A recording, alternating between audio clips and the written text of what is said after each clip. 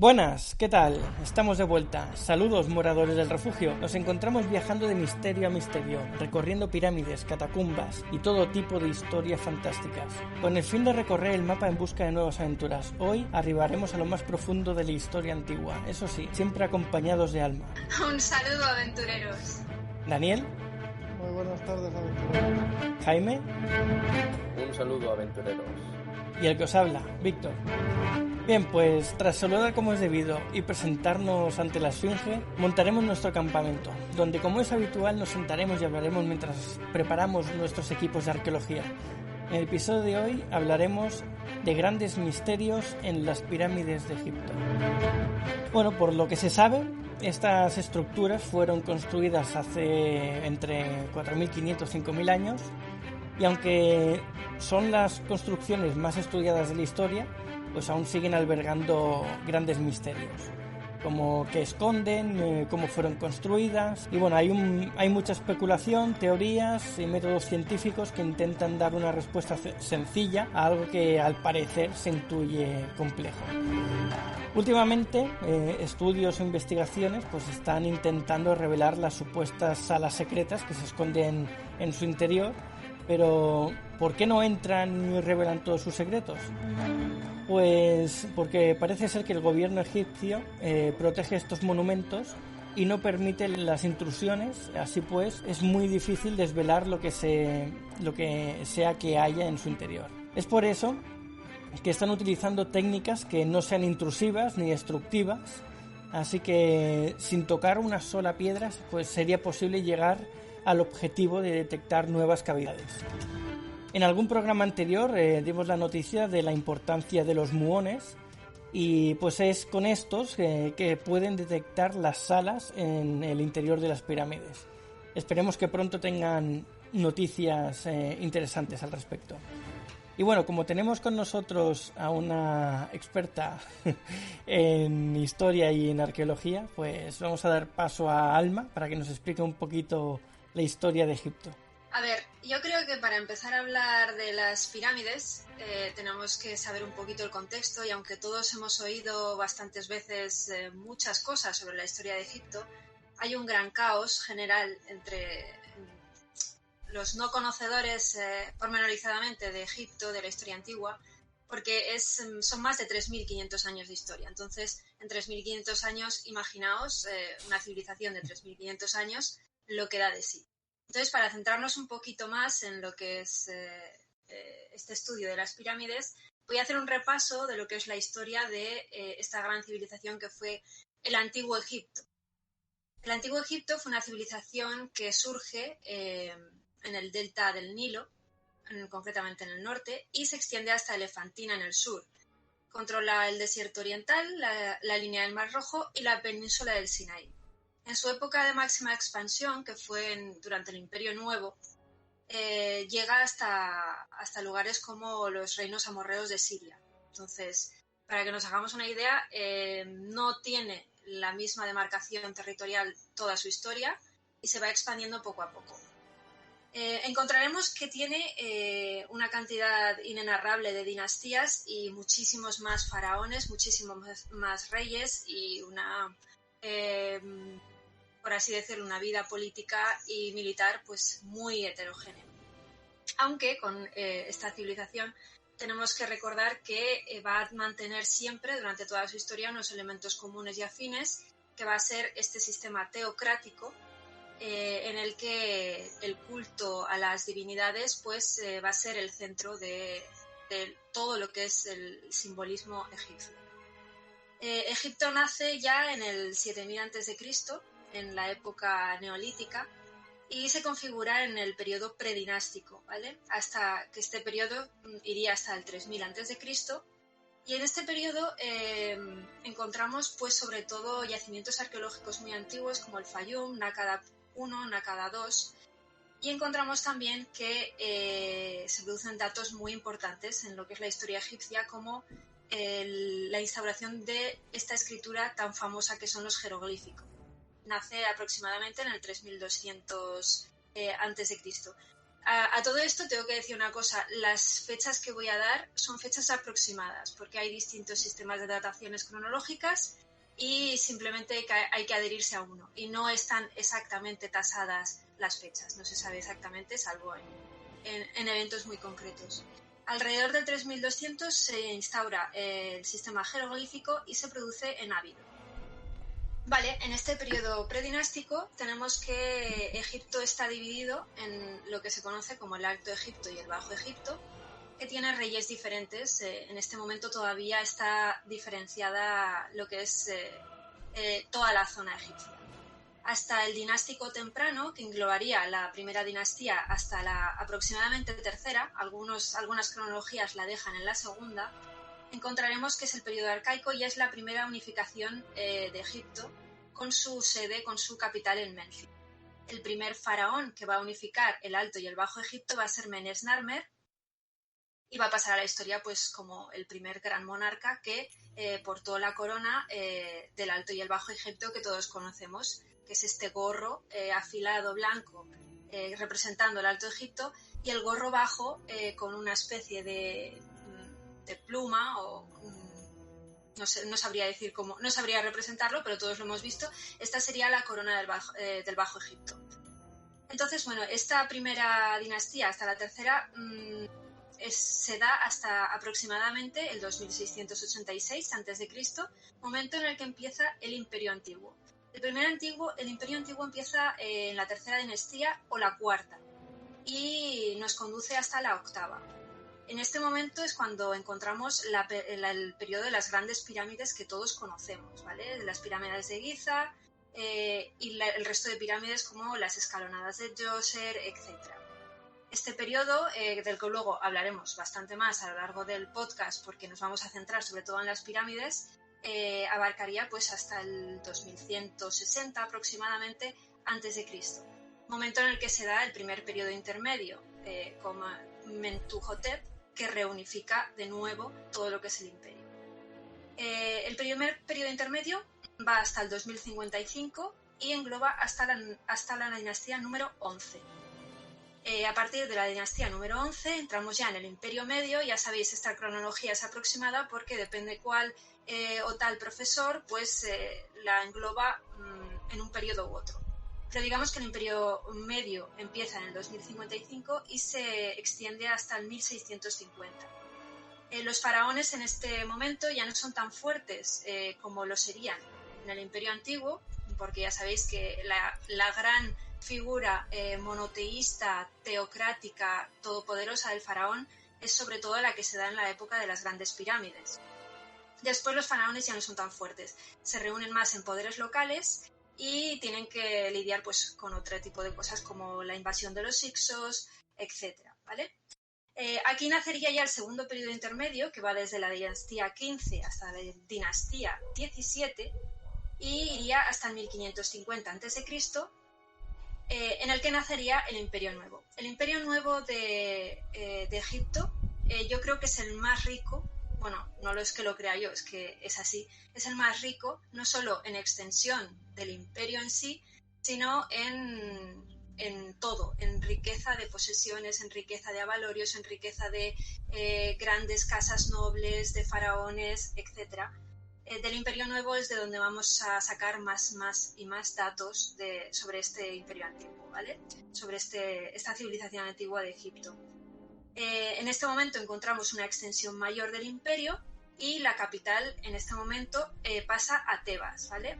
La capital, digamos que no perdura durante todo el Imperio Nuevo en Tebas porque todos conoceréis la excepción que tenemos de Akenatón, que es este faraón llamado Amenhotep IV, que se erige como el todopoderoso dios divino y decide que él es la representación del dios Atón, el dios solar, en la Tierra y, por así decirlo, transgrede todo el panteón egipcio hasta el momento y se erige como única figura. Traslada la capital De nuevo se coloca en Tel el Amarna, que es una ciudad que construye solo para él y su familia y todos sus seguidores. Bueno, a quien le interese, este es un periodo de la historia de Egipto muy interesante. A mí siempre me ha parecido muy interesante.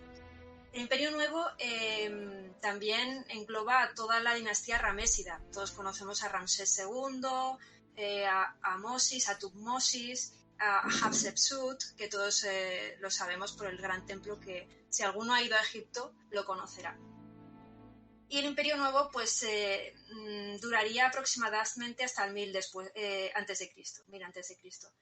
Momento en el que se da el tercer periodo intermedio con las dinastías de origen libio y que sucede hasta el 664. Y finalmente llegaríamos a una última fase de lo que es la civilización egipcia antigua, que sería el periodo tardío, que se englobaría todas las dinastías persas, la dominación persa, la dominación saíta, hasta el 332 a.C. El periodo tolemaico es el que le sigue y este lo conocemos porque es precisamente cuando Alejandro Magno llega a Egipto y conquista el país en Macedonia en el 332 a.C. y instaura esta nueva dinastía, que es la dinastía tolemaica. En este periodo encontraremos a la famosísima Cleopatra, que muere en el 30 a.C. y que lleva a la última fase de la civilización egipcia, que sería la del periodo romano, momento en el que Octavio entra en Egipto, toma la ciudad y Egipto pasa a ser una provincia romana más. Digamos que los últimos coletazos de la civilización egipcia los podemos encontrar en el siglo VI después de Cristo, cuando los últimos sacerdotes de Tutmosis ven cómo su culto a Isis es cerrado como religión pagana. Entonces ya esto es lo último que veremos de esta gran civilización de Egipto. Y esto sería un poquito lo que es la historia a grandes rasgos, muy por encima, para que tengáis la cronología clara en la cabeza. Espero que no haya sido muy aburrida. Y bueno, si vosotros queréis, también puedo hablaros de las expediciones del siglo XVIII y siglo XIX, que es lo que nos conecta con esta gran civilización, y que son todos estos descubrimientos, tumba de Tutankamón, etcétera, y todos estos grandes expedicionarios que han traído hasta nosotros pues toda esta gloria pasada, ¿no? Vale. Vale. Bien, sí. Yo tengo un par de preguntillas antes de seguir con eso. Vale. ¿En qué fecha más o menos acaba todo esto de las dinastías? ¿En qué momento digamos que termina? A ver, el momento, por así decirlo, final sería aproximadamente el 395 después de Cristo. 400 después de Cristo. Si bien quedan, como os digo, bastantes coletazos por ahí después, hasta el siglo VI, y luego ya se convierte al Imperio Bizantino. Entonces, pero sí, si tuviéramos que establecer una fecha, sería este 395, pero ya como provincia del Imperio Romano. O sea, como tal, como civilización sin ser provincia romana, sería el 30 a.C. ¿Que acaba la época de los faraones por ahí, por esa época, o es mucho antes eso? No, ya está. O sea, los faraones siguen hasta que sigue, los faraones, reyes, etcétera, siguen hasta que Egipto acaba en su último momento. De hecho, Cleopatra muere en el 30 a.C. y ya cuando muere Cleopatra, Octavio entra en Egipto. O sea, la última faraona, por así decirlo, reconocida, que no es la última. Luego hay más, porque luego durante el Imperio Romano van a seguir habiendo faraones, hay más historia, quiero decir. Pero netamente, si tuviéramos que dar una fecha, pues sería esa, aunque, como os digo, en el terreno histórico pues está todo muy desdibujado. No hay cosas que puedas decir, esto acaba exactamente aquí. No, porque las civilizaciones van, por así decirlo, amalgamándose unas con otras. Vale, pues vamos a hacer un par de preguntas del chat. Mira, tenemos aquí a Gabrielius, acaba de llegar. Nigromante nos pregunta, ¿las dinastías cuántas generaciones podrían tener? Así, a grosso modo. Dependiendo de lo larga que sea la dinastía.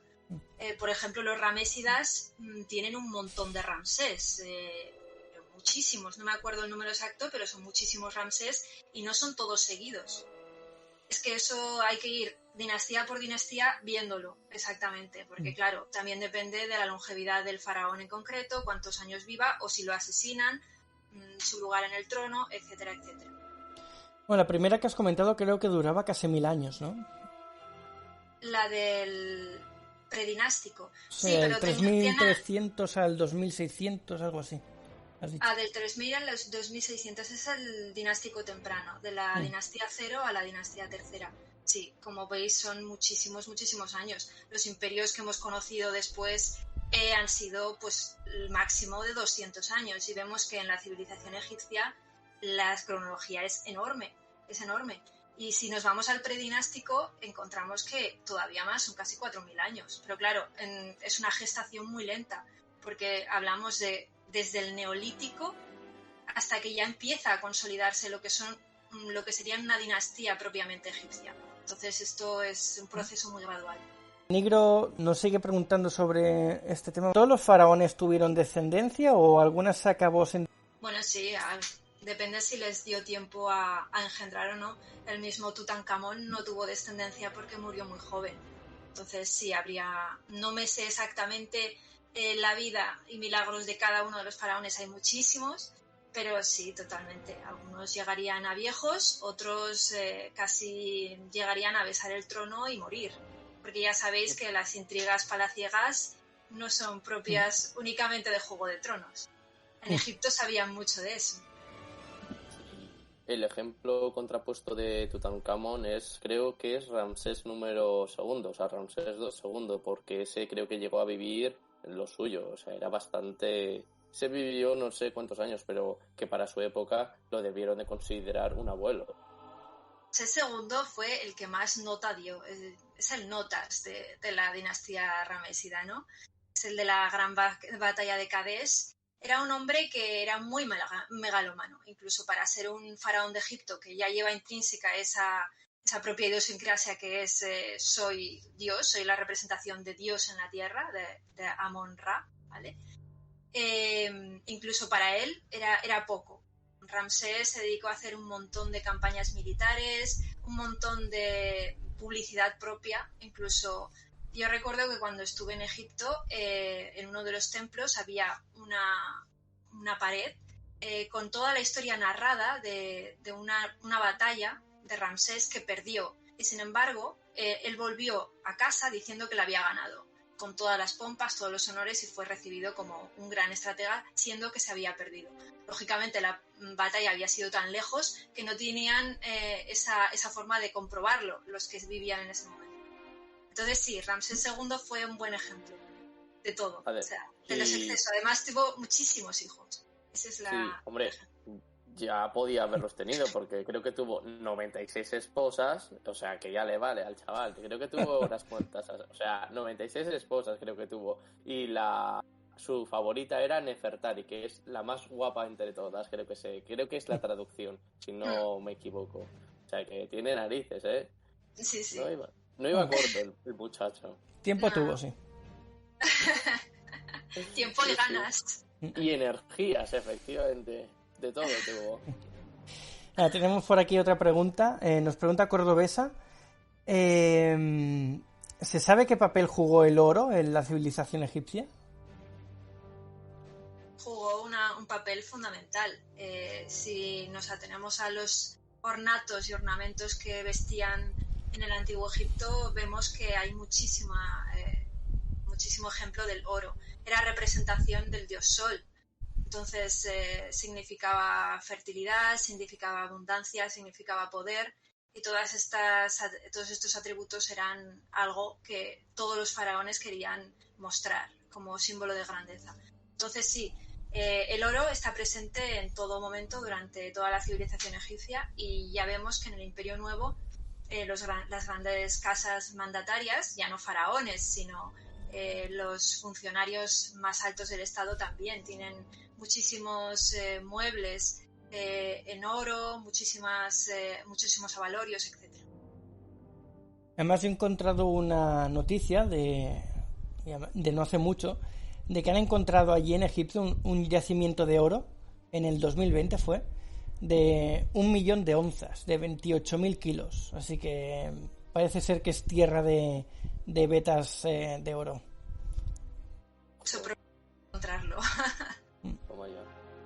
No, sí, pues me sorprende que eso siga intacto porque, como ya sabéis, bueno, los ladrones de tumbas y demás, pues nunca, siempre estaban al acecho de abrirlas y hacerse con el oro o las riquezas que habían enterradas junto a los faraones. Entonces, no me extraña que luego, a raíz de toda esta serie de pues gente que robaba todo eso, de saqueadores, que no me salía la palabra, pues a la gente que hacía las tumbas luego les cortaba la lengua, les sacara los ojos o lo propio. A ver, que son medidas extremas, no digo que no lo estoy defendiendo, pero que vamos, que no está nada bien que alguien, después de haber hecho los funerales pues, o los rituales propios, pues venga y te saqueen, ¿no? A ver, el saqueo en Egipto lleva presente desde los mismos tiempos del mismo Egipto. Contemporáneamente las pirámides eran saqueadas. Eso lo sabían, por eso se construían de estas maneras tan intrigulosas, con túneles, recovecos, cámaras secretas, etcétera. Y por eso, pues, tanta historia con las maldiciones, con todos estos mitos que han sobrevivido y que realmente también se erigieron preveyendo tratando de frenar un poquito todos estos robos que se producen ya desde época contemporánea y que en ningún momento han parado. En las tumbas, por ejemplo, la tumba de Tutankamón, lo que tuvo es que estaba intacta, porque no la habían encontrado, simplemente. Los saqueadores durante la historia no la habían encontrado y estaba todo ahí. Imaginaos la cantidad de tesoros que se han perdido a lo largo de la historia por el saqueo. Para concluir un poco el tema de los robos, ya sabéis que la mayor pena por saqueo o por cualquier otro crimen era el Hyundai. ¿Cuál era? Ya no me acuerdo. Bueno, a ver, esto ya nos estamos pasando a ficción, ¿eh? O sea, ya me estoy motivando y es el tema de la momia, ¿no? El Hyundai, que cogían y te enterraban ahí vivo, ¿no? O sea, mucho cuidadito con tus crímenes porque te entierran vivo y te echan los escarabajos carnívoros. Eso es de la momia. Efectivamente, pero que sí. Te quedas ahí loco, ¿eh? A la ciudad de Hamunaptra te llevan. No creo que fuese tan cinematográfico todo. Seguro que en algún caso se ha hecho eso. Y peor. Y que cosas peores que ni se nos han ocurrido a la hora de hacer películas o ya no eran posibles ponerlas en el cine para todos los públicos. Mira lo que nos dice Gabrilus. Dice, la tumba de Tutankamón, cuando la descubrió Howard Carter, tenía hasta el precinto en la puerta. Sí, casi. Una de las curiosidades es que también sobrevivió porque era una tumba que no estaba pensada para Tutankamón. O sea, no estaba pensada para el faraón. El faraón murió antes de tiempo. Entonces tuvieron que enterrarlo a toda prisa en una tumba en el Valle de los Reyes, que era para otra persona. No me acuerdo para quién era el destinatario, pero se reutilizó. Entonces, claro, al no ser lo que estaba planeado para él, pues también contribuyó a que no se supiera dónde estaba. Además, muchos de los objetos, al ser un habitáculo pequeño, apenas cabían, tenían que estar apiñados unos con otros. Por eso se encontraban tantísimos y tan juntos. Yo tengo una pregunta, a ver si me la puedes, o me das tu opinión, porque se ha dicho tantas cosas diferentes que bueno, al final nos creemos la última que dicen, pero nunca se sabe, ¿no? Y una de las cosas que siempre he oído, primero voy a decir lo que siempre se dice en el colegio, en los libros de historia y demás, que es que las pirámides son tumbas. Pero yo he oído varias veces que las pirámides no se hicieron con la idea de que fuesen tumbas, sino que más adelante se aprovecharon con ese fin y además las inscripciones y todos los jeroglíficos y todo esto se pusieron también a posteriori, porque en un principio las tumbas, o sea, las pirámides no eran para guardar la historia, simplemente tenían otro fin. Y con la llegada de esto de las dinastías más modernas, supongo, no estoy seguro, pues se utilizaron para eso, para enterrar a los faraones y demás y escribir en jeroglíficos la historia. ¿Esto es así? ¿Te suena algo? ¿Tienes otra teoría? ¿Cómo está el tema este? Las pirámides resultan en tumbas porque al final acaban metiéndose los cuerpos del faraón para que pasen a la otra vida como símbolo. Pero el principal objetivo que tiene una pirámide es sobre todo una pirámide del Imperio Antiguo. Vamos a diferenciar. El principal objetivo que tiene es la publicidad, la propaganda. El emperador lo que quería era ratificar su poder en la tierra y construir algo tan grande que literalmente rasgase el mismo cielo. Esto es lo que pensaba el faraón Keops cuando erigió Khufu, ¿vale? Él lo que quería era que su grandeza se extendiese hasta el propio cielo. Por ejemplo, tenemos a Heródoto, que bueno, tampoco sé mucho lo que dice Heródoto, pero sabemos que es uno de los grandes historiadores. Y Heródoto decía de Keops que incluso tal era la fiebre del emperador Keops por ver terminada su obra, que prostituyó a su única hija, a una de sus hijas, para conseguir más dinero para la realización de la pirámide. A ver, esto es probable que sea falso, porque los griegos y romanos, bueno, tenían su propia interpretación de las cosas y no veían con buenos ojos, por ejemplo, las grandes y monumentales edificaciones de esta época de Egipto. Pero bueno, ahí está, para que lo sepamos, para que tengamos un poco de idea de cómo iban las cosas. Luego ya cuando las pirámides van reduciendo su tamaño, ya en el Imperio Medio, que se van haciendo ya pirámides más pequeñas, incluso en el Imperio Nuevo encontramos pirámides también más pequeñas, con una calidad técnica inferior, etcétera. En ese momento ya se van convirtiendo más al modelo de tumba, de hipogeo, en el Valle de los Reyes, en el Valle de las Reinas, que es donde prioritariamente se enterraban, y ahí sí que eso sí que es una tumba propiamente dicho. Ahí ya es un reducto para que el difunto tenga su paso a la otra vida, las pirámides también, y se vea toda su vida representada pues en los muros, en estos jeroglíficos de las paredes, en estos ornatos que encontramos en los hipogeos, y básicamente es eso. Pero prioritariamente el objetivo de una pirámide es esa demostración de poder, demostración sobre todo de esta inmortalidad que los faraones creían que poseían. Entonces...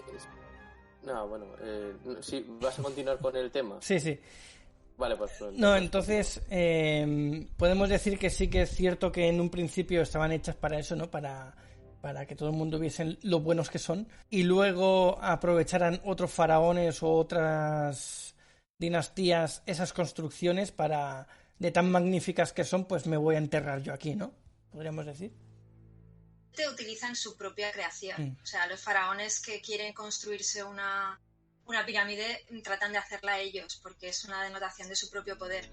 No obstante, la amortización de edificios es algo que hemos visto a lo largo de la historia en todas las civilizaciones, y Egipto no se queda fuera. Los romanos fueron excepcionales en eso, amortizaban sus propios edificios de una manera, bestial, pero en Egipto también se daba. Aprovechaban cosas de otros, como tumbas. Hemos visto que las tumbas, pues muchas de ellas ni siquiera eran para los usuarios finales de estas tumbas, sino que en los muros encontramos incluso historias de otra persona que no corresponde con el muerto que hay ahí. Eso es una amortización. La razón por la que se diera ya es otra cosa. Pero sí, normalmente cuando un faraón, sobre todo uno de estos faraones muy megalómanos, construía una pirámide, quería que fuese enteramente suya.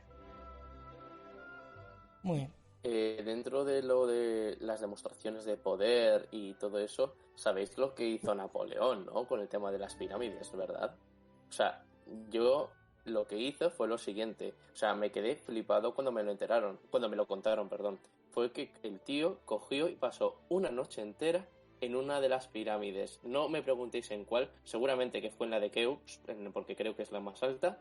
Y cogió y pasó toda la noche en la tumba del rey. O sea que vaya demostración de poder, ¿eh? O sea, también un poco para representar quién era él y también un poco quizás para alcanzar la inmortalidad. No lo sé, o sea, pero vamos, que fue algo insólito. O sea, tócate las narices. Dormir en la tumba de un gran monarca que murió hace ya bastante tiempo, ¿eh? O sea que fíjate hasta dónde llega la mente de algunos gobernantes tales que han alcanzado o han construido un imperio que quieren demostrar pues su poderío de esa forma.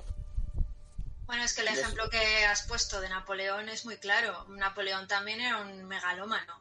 Entonces se identificaba muchísimo con la grandeza que encontró en Egipto. Ya sabéis la anécdota de Napoleón en el Valle de Giza diciendo 40 siglos os contemplan.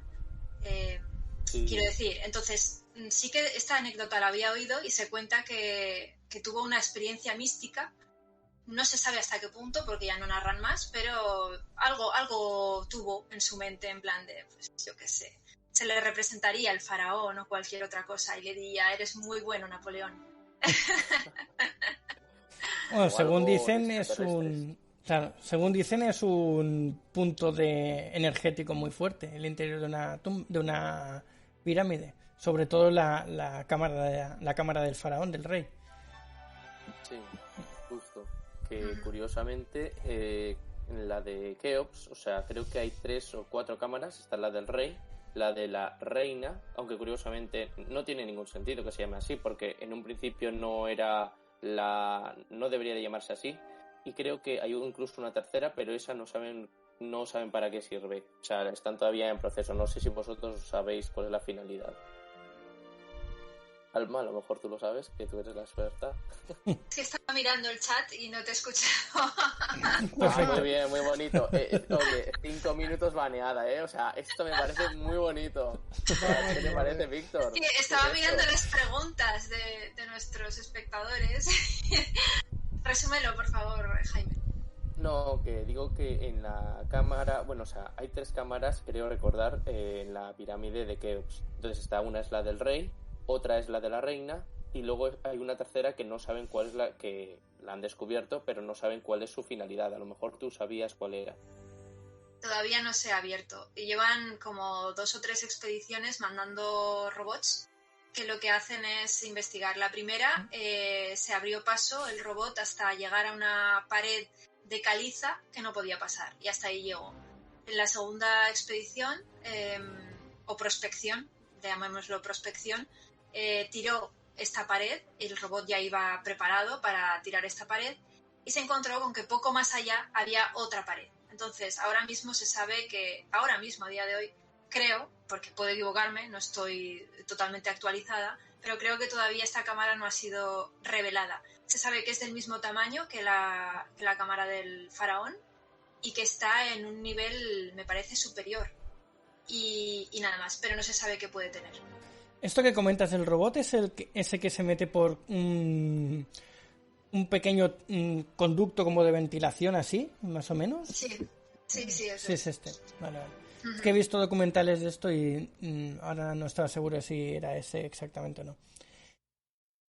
Pues yo a raíz de esto que acabas de contar también, por documentales y por noticias que he visto, también he visto que en las pirámides muchos investigadores lo que hacen, como no les dejan entrar, se van a la parte más alta de la pirámide y por ahí dejan roedores o algún tipo de bicho, no recuerdo ahora cuál era, con sensores y con cámaras para que cuando se vayan metiendo por los recovecos pues vayan filmando todo lo que van encontrando. Y se ve que han encontrado alguna cosilla haciendo esto. Creo que recuerda que encontraron como una especie, como si fuese un tragaluz, pero sin ser un tragaluz porque está todo tapado, pero vertical y que parece que da acceso a esto, por ejemplo a la sala esta que decías que aún no han conseguido llegar, y a otras que dicen que creen que pueden estar justo pegadas a este tubo. Entonces es curioso también este método. Sí, está muy curioso, la verdad. Sí, porque claro, a ver, no pueden... los investigadores egipcios, en Antiguo Egipto no tienen por qué ser solo egipcios, aunque es verdad que en Egipto hay muchísimos arqueólogos, pero muchísimos, una barbaridad. Los investigadores no siempre tienen los permisos para acceder, entonces tienen que valerse de estas cosas porque conseguir que te den un permiso para, por así decirlo, poner una voladura en una sección de la pirámide para entrar a otra que previsiblemente puede o no puede tener algo y que además con la misma voladura o con el mismo método de inserción puedes destruir las piezas, como ya se ha dado en otras ocasiones, entonces claro, es difícil conseguirlo. Entonces entiendo que usen estos métodos y que haya todavía tantas cosas sin descubrir. En el mismo Valle de los Reyes, en el Valle de las Reinas, es que no paran de salir tumbas, no paran de salir mastabas, no paran de salir restos, cementerios de gatos, momias, miles de momias de gatos enterradas en fosas comunes, incluso sarcófagos de antiguas tumbas que se han venido abajo en el desierto y que queda el sarcófago. Todas estas cosas siguen apareciendo a día de hoy. Es un manar sin descanso, porque claro, estamos hablando de una civilización de más de 3.500 años de historia. Imaginaos lo que puede dar de patrimonio físico todavía descubrible, ¿vale? Más allá de todo aquel que ya se ha destruido, que el desierto se ha llevado y que los saqueos y las guerras pues han echado abajo. Sí, no está bastante lleno, sí. Sí, no, entre una cosa y otra, pues efectivamente estas grandes obras pues se van deteriorando, ¿no? O sea, sin ir más lejos, bueno, incluso que las pirámides, a pesar de que están bien construidas, pues antes incluso eran más altas, pero están perdiendo altura debido a las duras condiciones a las que están sometidas. Entonces, no es de extrañar que los egipcios, bueno, la gente, pues se muestre recelosa a la hora de realizar cualquier estudio. Porque a pesar de las grandes técnicas que se desarrollen de fotogrametría y demás, pues claro, siempre va a haber pues esa duda o ese nerviosismo de que puedan hacer más daño a las pirámides o a cualquier otra escultura o construcción que han desarrollado, porque hay son muchos años los que han pasado. Y también utilizan la termografía infrarroja para ver dónde hay más calor o más frío para un poco intuir dónde puede haber otra cámara. Vamos a leer un poco alguna pregunta más. Nigromante nos pregunta: ¿es posible que todos los faraones tengan su propia tumba que no sea muy lujosa y por ello aún no se hayan encontrado? No, todos los faraones no han tenido tumba ni tuvieron tumba en su momento. Es decir, hubieron faraones que se construyeron tumbas, pero otros que no. Me refiero a tumbas como las pirámides, las mastabas más importantes, etcétera, dependiendo de la importancia del faraón. Desde luego, pirámide solo algunos las tuvieron. Y tumbas normalmente se hacían en el Valle de los Reyes y el Valle de las Reinas, todos ahí metidos. Entonces, su propia tumba tampoco, porque muchas familias se enterraban juntas. Se enterraba el faraón, se enterraba el hijo del faraón, que también fue faraón, se enterraba la esposa, incluso la abuela, sea cual fuere el lazo familiar, si era lo suficientemente fuerte, iban a la misma tumba, en lo que es su nicho, por así decirlo. Entonces se convierten en, como decirlo, hipogeos familiares. Entonces su propia tumba tampoco. Dependiendo de la posición social y la importancia del faraón, recordemos que no todos los faraones tuvieron la misma importancia, como tampoco tuvieron el mismo origen, y también de los núcleos familiares, también de las capacidades que tenía el faraón. Vuelvo al ejemplo de Tutankamón. Tutankamón tuvo que ser enterrado de una manera rápida, de una manera, por así decirlo, apresurada y muy poco propagandística, por así decirlo. Entonces, todo depende. Son muchos ejemplos. Recordad lo que dijo en su momento Ethan Hunt en la película de Misión Imposible número 1, en Job 3:14, con emperadores y faraones que construían tumbas y las llenaban de oro. Otra pregunta nos hace Cordobesa. ¿Sabéis el contenido de los credos religiosos? Bueno, pues esto daría para otro podcast solo para él. El credo religioso en Egipto, básicamente... Algo muy genérico y... Muy genérico y muy rápido. Sí. Muy rápido. Básicamente es el culto a la muerte. Para el culto a la muerte de tal manera que la propia vida de la persona, toda ella, está encaminada a su momento de pasar a la otra vida. Es decir, la vida en la tierra solamente es una antesala a la vida que realmente merece ser vivida, y toda su vida la llevan a cabo pensando en cómo van a estar en esa otra vida. Entonces, de ahí realmente es una teocracia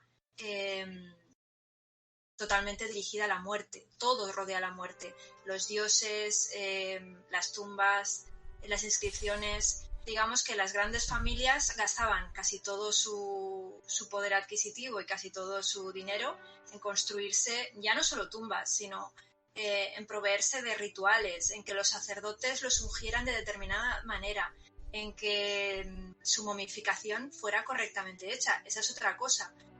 Si quieres llegar a la otra vida correctamente, no solo tienes que tener euseptis, no solo tienes que tener objetos que luego vas a usar en la otra vida, sino que además tu cuerpo tiene que perdurar. Esa era otra de las creencias, que pasaban con el cuerpo a la otra vida que tenían en vida. De ahí que la momificación estuviera tan extendida. Tenías que pasar con tu cuerpo, entonces lo que hacían, todos lo sabemos, es sacar los órganos más que se pudren más rápido, el corazón, los pulmones, el hígado, etcétera, etcétera. Los metían en vasos canopes que diluían en una solución que aguantaba el paso del tiempo. Después ungían este cuerpo con diversas soluciones de la época que también hacían las veces de preservadores, y después los momificaban, que es ponerles esta serie de vendas. Y de esta manera preservaban el cuerpo para que cuando el alma pasase el juicio de Osiris, el juicio final, que es pesar tus actos en vida, si se decantaba por el paso al paraíso, por así decirlo, y no a los infiernos, pues seguiría viviendo en un Egipto virtual, por así decirlo, de más allá de la tierra. Pero seguiría con sus mismas cosas. Si en la tumba se ha metido un carro, tendría un carro. Si se ha metido 100 euseptis, que los euseptis son unas estatuillas que representan exvotos, representan también todas estas sirvientes y demás que van a necesitar en el más allá, pues tendría de esas cosas. Si en su tumba estaban correctamente las inscripciones realizadas, tendría en la otra vida unos poderes concretos. En el libro de los muertos encontramos muchísimas oraciones dedicadas a que, por ejemplo, en tu otra vida seas un ser fuerte, seas un ser extremadamente inteligente, tengas más poder, etcétera. Todos estos rituales se pagaban a los sacerdotes para que te los hicieran y pudieras tenerlos en la otra vida. Entonces vemos que todo lo que es el sistema de creencias egipcio, todas las deidades, todo lo que se movía era en torno a este paso a la otra vida.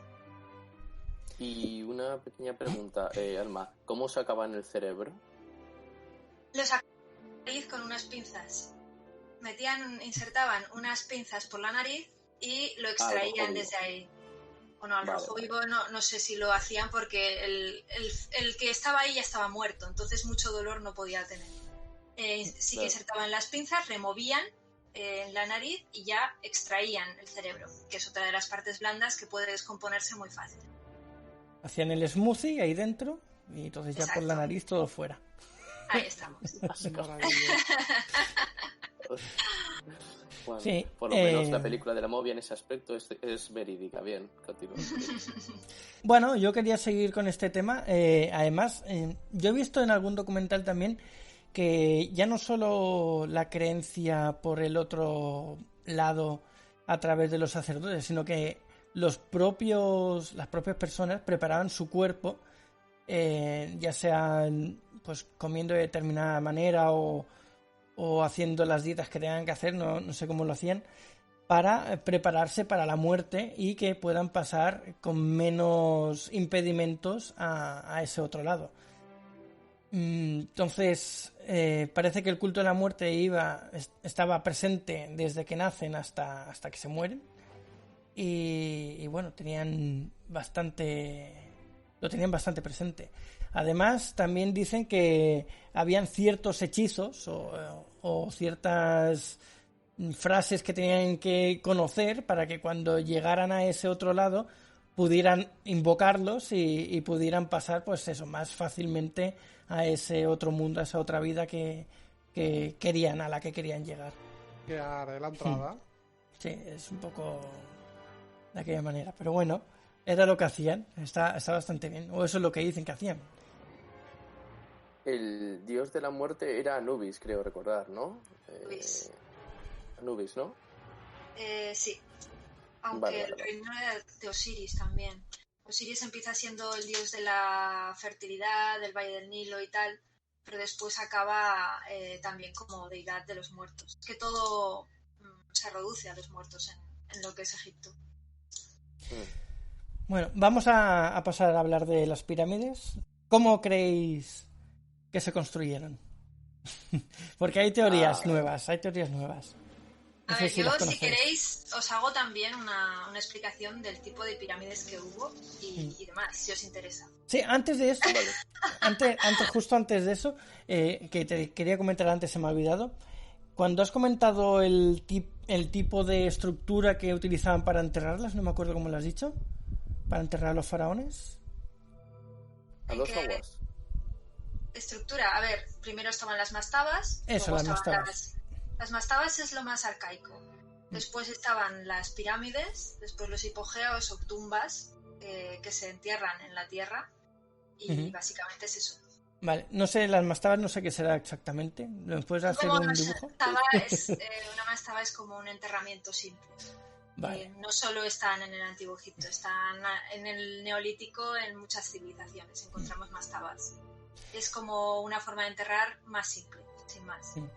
Vale, es que por ahí he visto que principalmente antes de utilizar las pirámides como tumbas, creaban una especie de mausoleos o unas estructuras rectangulares con las paredes un poco inclinadas, ya cogiendo un poquito de forma, y los enterraban ahí con el techo totalmente recto.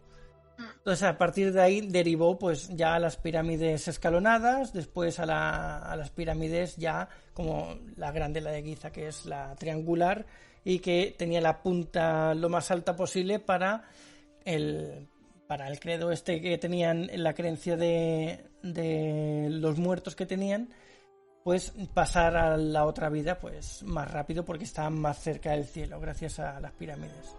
¿Más o menos anda por ahí todo? Sí, es lo que has dicho. De hecho, esa reconstrucción que has hecho es una mastaba. No, claro. Pero de todas formas, yo, o sea, bueno, ya dentro de las cámaras, claro, con las pirámides grandes, ese sistema de que tú dices que fueran rectangulares y el techo plano, eso ya para las pirámides como la de Keops, Kefren y Micerinos, esa construcción ya no les valía porque no eran capaces de soportar el peso. Entonces, para que el peso se redistribuyera y pudieran soportar todo lo que había encima, pues lo hicieron a dos aguas, que era que la parte del techo era en forma de V invertida, de tal manera que así la habitación del faraón aguantaba, porque si no eso se venía abajo tan pronto como se dejaba de construir. O sea, a ver, aquí hay una pregunta también de Nigromante que dice, ¿es posible que haya partes de faraones que aún estén momificadas y se les pueda hacer algún análisis para determinar edad y otros temas? Sí, de hecho siguen saliendo. Ya no faraones, porque faraones hay muchos, pero todavía más hay grandes funcionarios, escribas, sacerdotes y todo tipo de gente pudiente que se enterró en el Valle de los Reyes y en otros valles que sirvieron de necrópolis. Y a día de hoy se siguen sacando y lo que se hace pues es un estudio, pues eso, no solo morfológico, sino también se utilizan numerosas técnicas ya de laboratorio para detectar qué edad podía tener, incluso reconfigurar físicamente cómo debía ser esa persona, que se puede hacer por los músculos, por la zona maxofacial, por el cráneo, por sobre todo la dentadura. Es muy importante al reconstruir lo que es cómo debía ser esa persona e incluso de qué murió, cómo vivió. Todas estas cosas se pueden sacar por análisis de laboratorio y de hecho se siguen haciendo. En 2017 encontraron una tumba donde habían 8 momias, 10 ataúdes, cientos de figuritas, ahí en el Valle de los Reyes de Luxor igual. Sí, es que no paran de salir, ya te digo, a día de hoy siguen saliendo y seguirán. Sí, en Saqqara hace no mucho también encontraron un par de tumbas familiares donde sacaron muchísimas, creo que 80 o 90 o algo así. una exageración. Y luego hay un misterio, que estamos hablando también de pirámides, que es el tema de la esfinge, que claro, la esfinge, como ya sabéis, está también por la misma zona, el mismo valle de las tres pirámides, y claro, nadie sabe, bueno, nadie, los que lo sepan, pero vamos, que no está muy claro si la esfinge, el rostro, representa al de Keops o al de Micerinos, no, perdón, al de Keops o el de Kefren, porque si tú vas desde el sur, creo que tú verías a la esfinge en línea con la de Kefren, entonces pensarías que es la de Kefren, pero si vienes desde el este, entonces la esfinge creo que está en línea con la de Keops, entonces dependiendo de desde un punto de vista u otro, pues claro, la esfinge pertenecería a un monarca u otro, entonces aquí entra mucha controversia y es un misterio que a fecha de día de hoy no está muy claro. O quizás sí, a lo mejor Alma tú lo sabes. No, realmente no se sabe, porque la esfinge ha tenido distintas connotaciones a lo largo de la historia y Heródoto y los griegos también calificaron la esfinge de una manera bastante distinta a la que lo hacían los propios egipcios. En realidad es como un símbolo de realeza que representa la fuerza y el poder. Entonces esto se erige en Giza para... Creo que está frente a la pirámide, a la de Keops, me parece. Y lo que se hace, pues eso, para representar el poder, se representa como si fuera un león y también representa la vida después de la muerte, ¿vale? También en el Imperio Nuevo se dan también esfinges, o sea, es algo que no es solo la gran esfinge que encontramos en Giza, sino que se van viendo esfinges a lo largo de toda la civilización egipcia y es por esto. Que tenga ya otras connotaciones a tenor de, pues eso, de que esté alineada con tal o energéticamente tenga tal, ya es otra historia, pero desde el punto de vista simbólico, histórico, representa esto, básicamente. Vale, vamos a cómo se construyeron, va. Hay varias teorías. La más extendida es la que lo construyeron esclavos, que eran casi 100.000 esclavos o algo así, que traían las piedras arrastrándolas y las subían por rampas y demás. Y bueno, después han descubierto o han teorizado otra más reciente que dicen que en realidad no eran esclavos, que eran trabajadores expertos, que eran asalariados, además los cuidaban porque resulta que han encontrado tumbas cerca de las pirámides donde estaban estos trabajadores, eran unos 15.000, 16.000 enterrados cerca de las pirámides y con sus sus capataces y sus jefes de obra y lo que sea, arquitectos y todo eso, también enterrados cerca. Y parece ser que muchos de estas momias que han encontrado pues tenían huesos rotos que habían sido sanados, reparados, así que se les cuidaba bien. No eran esclavos como tal, eran trabajadores que tenían sus cuidados y se les trataba bastante bien. Y bueno, esta nueva teoría. Y después está la teoría de siempre, que es la de los extraterrestres. Aquí entramos en Stargate, si queréis. Creía que se te iba a olvidar. Yo, ¿no va a mencionar la de los extraterrestres? Hombre, por supuesto. Extraterrestres, pues podemos sacar eso de Stargate, que eran plataformas de aterrizaje para naves y bueno, todo lo que queráis. Aquí podemos sacar 1000 historias de fantasía, o puede ser que sean verdad, porque como nadie ha estado allí, actualmente pues nadie lo sabe. Y alguna otra teoría más habrá por ahí que ahora mismo no recuerdo, pero vamos, que ahí estás. Como, ¿por cuál os decantáis? ¿Cuál os gusta más? Yo creo que la segunda, porque la primera, yo creo que esa se ha demostrado que efectivamente no eran esclavos como tal. De hecho, yo he investigado y aparte ya de las pirámides, creo que los ciudadanos pues tenían que cumplir con una parte en algún momento de sus vidas a construir diferentes tipos de monumentos. Algo así como cumplir con los impuestos, si quieres llamarlo así. Pues esto es exactamente lo mismo y no eran esclavos como tal de la misma manera que se representan, por ejemplo, en El Príncipe del Egipto y los cuidaban, como tú bien dices, se preocupaban de que tuvieran una dieta energética y que los huesos o cualquier tipo de pues lesión que tuvieran, pues los cuidaban. Sí, yo me decanto por esa. A ver, actualmente la línea de investigación lo que dice es eso, es esa teoría, que realmente no se debió a la esclavitud, sino a un trabajo técnico especializado de gente que tenía conocimientos muy precisos, porque la forma en la que se figuran las pirámides, especialmente las grandes pirámides, que tienen un trabajo técnico muy superior a todas las demás, no se podían hacer por cualquier persona. O sea, cualquier persona no podía ir ahí y montarte una piedra de cualquier manera. Tenías que tener un arquitecto, tenías que tener gente especializada en el arte de cortar la piedra. Creo que se llamaba estereotomía, el arte de cortar la piedra. Había un gremio solo para esto. Entonces, sí, ¿qué parte de que no hubiera esclavitud? A ver, se sabe que Egipto tuvo esclavos. El propio Ramsés cogió esclavos de varias de sus batallas y se usaban. No sé hasta qué punto no habría ninguno, o habría una proporción o yo qué sé, eso no se sabe. Pero sí que la línea de investigación a lo que va es a eso, a que las pirámides fueron construidas por gente muy especializada que recibía un salario, normalmente a base de cerveza, y que la construcción... No te rías, Jaime. No, me río yo. Ah, vale. Sí, pero no es cerveza como la de ahora con alcohol, era otro tipo de cerveza alimenticia. Sí, más espesa. Sí, y que se hacía porque subían el material, las grandes rocas, las grandes losas, que ha sido siempre el gran enigma de cómo podían llevar estas losas, se remontaban por el río Nilo, que tenía en esa época un puerto cercano a la zona de Ibiza.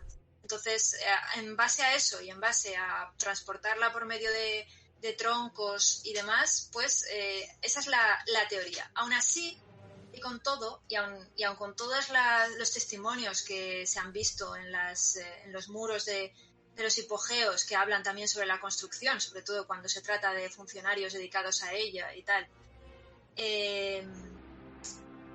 hablan de todo esto, aún así no se sabe a fe cierta que sea esa la manera en la que se procedió. Es decir, la ciencia aboga por esta teoría, pero todavía no puede confirmarla. Hasta que no aparezca un egipcio por una puerta dimensional, creo que nadie va a poder confirmarlo per se, que no hay suficientes testimonios para decir 100% fue esto.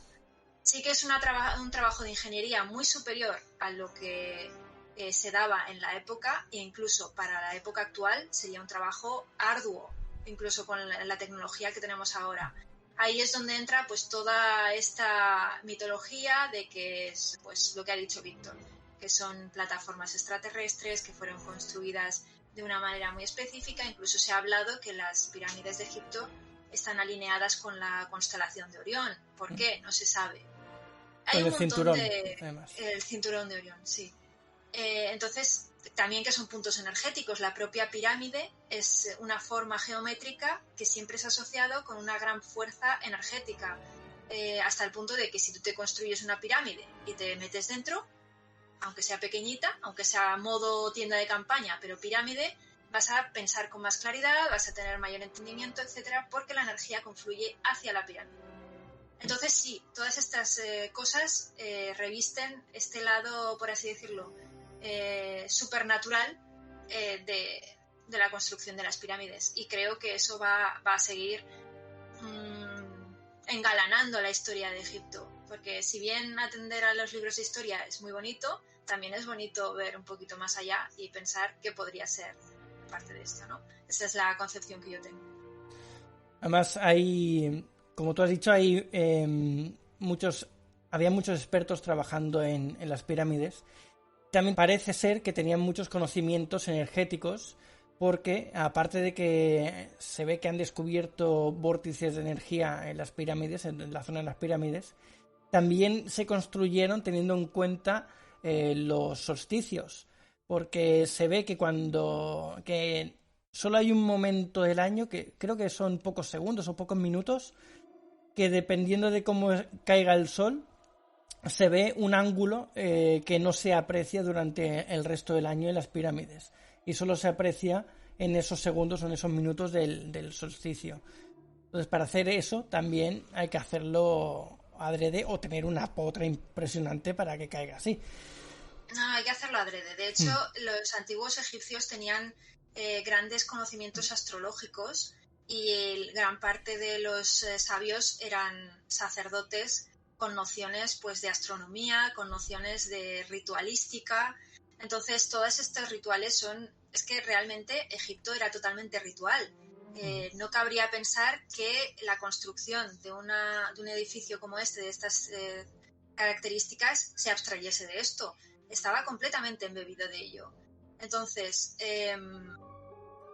sí que es verdad que lo que comentas del punto concreto, por ejemplo, en las grandes pirámides, la cámara del faraón conectaba con algunos de los túneles que a veces parecen ser túneles que no llevan a ninguna parte. Pues este túnel estaba pensado para que el alma del faraón saliese, creo que era por las noches, y volviese a entrar por el día, o al revés, no me acuerdo cuál era el ciclo, pero básicamente el faraón salía de su tumba en forma de espíritu, ¿se entiende? Caminaba el barco solar, iba con el barco solar, y después tenía que poder regresar a su cuerpo. Entonces se construía en la pirámide estos conductos, al menos en el Imperio Antiguo, luego esto cambia, para que este alma pudiese volver a entrar, como reentrar al cuerpo todo el tiempo y volver a salir. Tenía que tener esta posibilidad. Entonces sí, eso que comentas no me parece extraño en absoluto. Mira, aquí Gabrielius nos dice en el chat, ¿no pasa algo así con las pirámides aztecas? Lo del solsticio que se ve la sombra de una serpiente o algo así. Sí, en las pirámides aztecas además están construidas también para eso, para las alineaciones estelares, para saber los solsticios, para todas estas cosas. Esas sí que se sabe que se hicieron adrede para eso. El dilema lo tenemos en las pirámides de Egipto, que por su configuración, por su estructura, no se puede demostrar directamente, tienes que teorizar. Pero en las aztecas sí que se ve que además la configuración que tienen arriba de los 4 pilares para que puedas entrar en la parte de dentro, según en el ángulo en que te pongas dentro, solo puedes ver el solsticio o el movimiento del sol durante el año, según en la posición que te pongas dentro de esos 4 pilares para que los astrólogos de la época pudiesen determinar en qué época del año estaban, si podían cosechar y todas estas cosas. Sí, y también en el caso de los aztecas, también los sacrificios rituales se daban con estas características. También tenía que ser en un día exacto, en un momento exacto, en el que se produjese el sacrificio en sí. Recordemos que todas estas civilizaciones, la azteca, la maya, todas tenían un gran calendario que mostraba las etapas del mundo y de lo que es el desarrollo. Entonces, claro, ellos iban completamente en un contexto astrológico. Desde este punto de vista es lo que dice Víctor. Tenían todavía más preocupación por todo este tema. De todas formas se equivocaron, ¿no? Se equivocaron porque decían que iba a acabar el mundo en el 2012 y todavía seguimos aquí, ¿no? Se equivocaron. Energéticamente y dimensionalmente acertaron.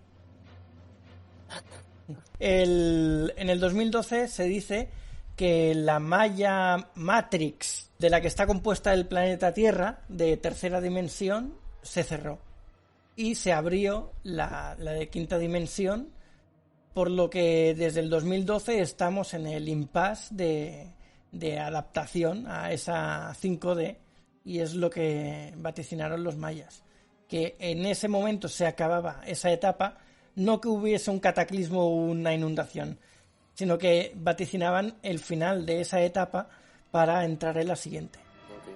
Claro, todo el mundo esperaba aquí el diluvio universal y que explotase el planeta, pero... Sí, básicamente, que ardiera el mundo. Sí, de hecho yo estuve en México en la época por ahí del 2012 y me acuerdo que entrando en uno de los parques naturales había un cartel que decía, creo que eran 40 días para el paso al 2012, me acuerdo. Era como que estaban haciendo la cuenta atrás para ese momento. Me pareció súper curioso. Hombre, allí tenían que hacer esa publicidad, porque, vamos, lo tienen ahí los mayas. Claro. Lo tenían que hacer sí o sí. Otra cosa que quería comentarte de lo que has dicho antes, de los esclavos y demás, también se dice, o me parece recordar que se decía que los egipcios eran libertadores, que iban a liberar a los esclavos de otras poblaciones, de otras civilizaciones. ¿Eso es así también? A mí me suena que haberlo leído en algún sitio. Eso también es muy propagandístico. A ver, tenemos que ponernos en el contexto. En esa época, las guerras entre reyezuelos y las guerras entre tribus y las guerras entre pueblos colindantes eran más que frecuentes. Entonces, sí, podríamos decir que si a mí me cae mal el rey de los sirios y digo, voy a asestarle un golpe final y liberar a sus esclavos, es como mucha propaganda para él. ¿Que podían ser libertadores? Sí, porque el resto de pueblos podían ser más opresivos que ellos mismos. Al fin y al cabo, hay que tener en cuenta que pese a todo, la egipcia era una civilización muy asentada. El resto de pueblos colindantes estaban en un neolítico más atrasado. Entonces sí que podían ser, en algún momento de su historia, libertadores locales de algún... Incluso en guerras se anexionaban zonas y las convertían, pues como han hecho casi todos los imperios realmente. Tras tanta charla y llenar nuestros estómagos de deliciosa comida y bebida, dejaremos de lado estos fenómenos y saldremos en busca de otras aventuras, pero no antes de deciros alguna de nuestras redes sociales y el email para contactarnos. refugioelaventurero@gmail.com. Nos podéis contactar para lo que queráis, para darnos nuevos temas que queráis que tomemos, para darnos vuestra opinión, lo que queráis. Luego Alma tiene su Instagram, que es @alma_mínguez. Jaime tiene también Instagram, que es @jbarongrau, barón con B. Y tanto Daniel como a mí nos podéis encontrar tanto en Instagram o en cualquier otra red social como @sagagaldin. Y nada, muchas gracias por escucharnos. Nos vemos pronto en el siguiente programa de Refugio el Aventurero. Y nada, buen viaje, aventureros. El programa y nos vemos la semana que viene. Hasta luego. Un saludo, aventureros, que tengáis cuidado en el camino. Un saludo, aventureros, y ya sabéis, cuidad del oro y cuidado con los saqueadores.